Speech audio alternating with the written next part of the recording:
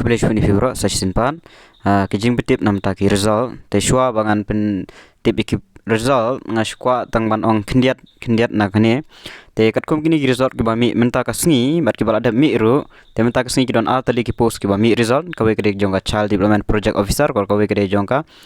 fisheries officer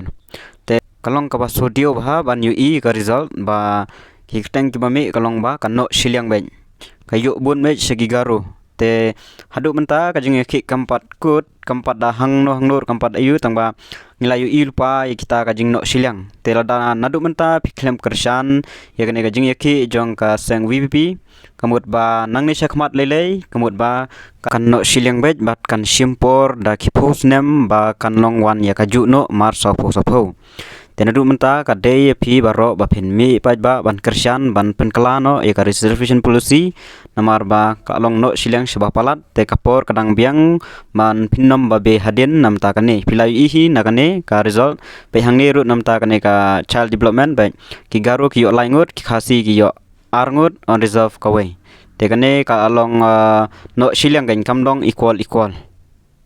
Rutrik benai me arjar fulai. Tiki don artli ki post bila mi result kita kalong kena gawe kede jongka child development project officer under social welfare department April 2018.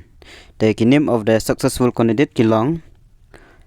Hima Biam naka on reserve category yo Sharon C Khar Pomtia khasi jaintia Rosha Megam Sangma Garu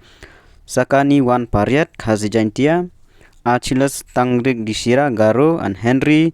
Gifat B Marak Garu Laingut Nagaru R Nakasi we naka on reserve category bas kawe part ka result ka bade jongka post jongka fishery officer in fisheries department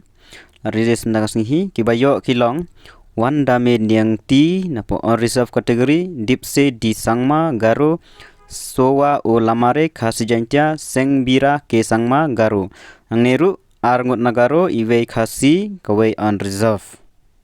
Thank you, Tip.